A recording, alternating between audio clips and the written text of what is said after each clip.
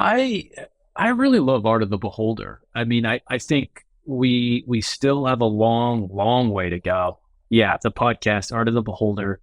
I think we still have a long way to go. But even that, we dropped. I think I mentioned this, but if I didn't, the original title was like Art of the Beholder with Novo and Buck. Like our names were going to be in the title because it was going to be like a 90s, radio kind of show where we had the same two people every single show. And obviously didn't work out. It turned into more of a traditional talk show, which I love too. I love acting as well and being able to kind of play the character version of Novo Day. That's definitely not kind of me per se, but it's so I'm glad we dropped it because even that I know I want to pass the baton on. I want to have other people host, and eventually it will have a different host when I go off to do other things. But I wanted to keep going. I wanted to get to that point where it's still going, kind of like Wisecrack and stuff like that. Where then, if I wanted to come back or be a guest, I could always come back, so that that live stream is always there, that connective tissue to everything else. And to answer, I think, the other question, so yeah, the first decade was mostly like writing. And because of that, like I mentioned, kind of I was talking about musicians and stuff, it just takes so many resources to make even one song. So I knew I had to buy equipment and make a home studio on tiny little chunks, but I still wanted to nurture that side of me that was I really had an itch, um, and I had to nurture those sides or I'd go crazy, kind of thing. So I did it. You know, since the music was originally going to be the flagship, I got the bug from like writing lyrics and poems and things like that. And then I was like, oh, well, I should just keep doing this until I have enough equipment to make music. Now I have that. So we're about a decade into the kind of the writing phase of Novo Day Productions. And the next 10 will be definitely music. And then probably the last 10 after that is I definitely want to do more video content stills. Um, Not content. I kind of hate that word sometimes. I want to make a short film, probably for one of my short stories or something like that. Or I'm developing a screenplay for a feature that one I would pass off to, but it's in my head right now, and I just got to will it into existence. But yeah, that's kind of just to have, like I said, the holy trinity of pop culture art is literature, music, and film. And so I knew that every 10 years there's going to be probably something like that. And the beauty of it is there it has spawned other things that I didn't know that I would have liked. Like I designed all the art covers for my books, and I didn't think that I would kind of fall in love with design that way. I thought I would just like hand it off to outsource it. Like, here's my idea, now do it. Or not even that, just like, here's the book, read the synopsis and make a cover for it. I don't care. But when I would finish this stuff, I would say, I think I know exactly in my head what I want to make for that cover. And I've always been absolutely obsessed with surrealism and the movement that is surrealism. So everything I make in terms of just like visual, like artistic content, so cover art, promotion, things like that, it'll always have like a hint of surrealism in it. And even our logos, has a little jellyfish flying through it, things like that.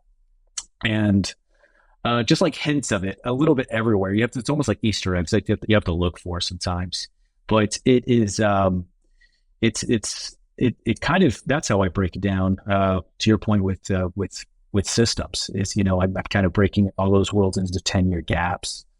And then all the things that come with it. Like, I know, like, if I write music, I probably would like to have like a music video and probably outsource that. So probably may write that and maybe even help film it, maybe even help edit it. Like, so all these other pursuits have turned into new routes that have taken shape. And I kind of to the curse of me wanting to do so many different things. I never said I was amazing at all of them, for the record, too. I just enjoy doing all of them. I just love doing so much that I can't stop. It's like an addiction. But yeah, but it definitely turns into like, oh, well, I want to try that now. And I want to try that now. I wish I could be master, but I'm still a jack.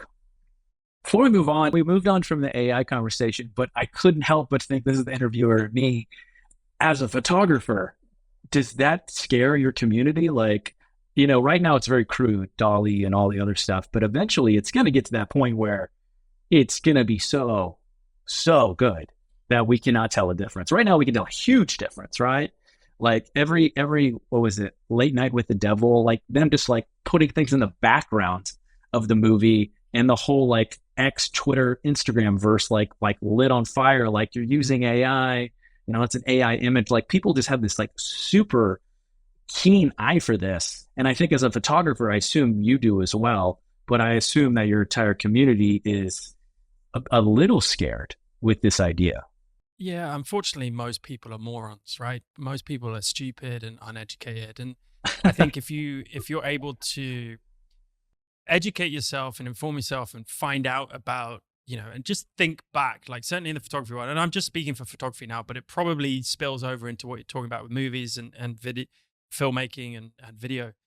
I mean, we've been using AI for years and years, ever since the concept of the digital camera came about 2000-ish.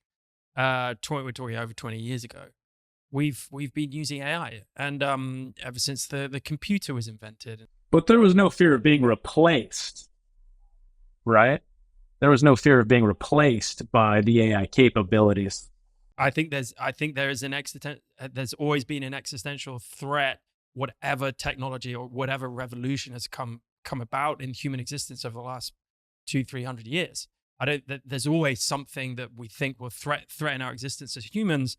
AI just being another one, maybe not our existence, maybe our existence, depending on AGI and how you see that moving forward. But Yeah. specifically talking about photography, look, we use Photoshop, we use Lightroom, we have done for decades. That's AI. I think where people are getting scared is they're just a little bit ignorant. And when Chat GPT and when these large language models came about, suddenly AI was in the headlines, right? Oh fuck, we got to think about AI. Yeah.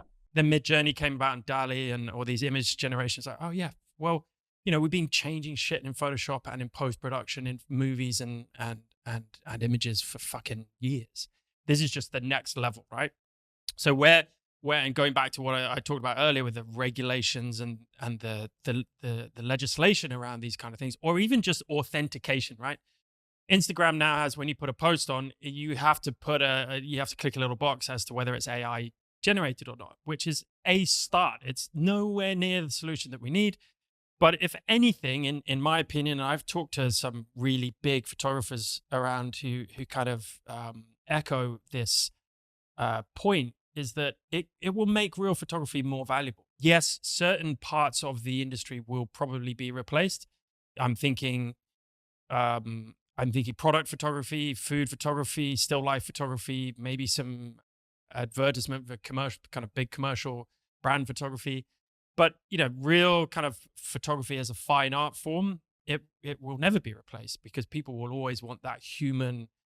It's like music, right? It's not going to replace music. It's going to live alongside it. But if we have an authentication system where you can see a song generated by a human, albeit using technology and using AI and whatever software they might use, and compare it to something that clearly is marked AI generated or whatever it might be. The same with photography. It's like people will find the real human generated images more interesting, more valuable, and they might look exactly the same, but knowing one is being created by a human will add the value. So I'm not too worried about it. Yes, we have to, like you said earlier, use it. We have to utilize it. We have to work alongside it.